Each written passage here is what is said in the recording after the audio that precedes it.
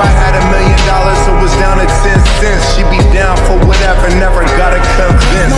No.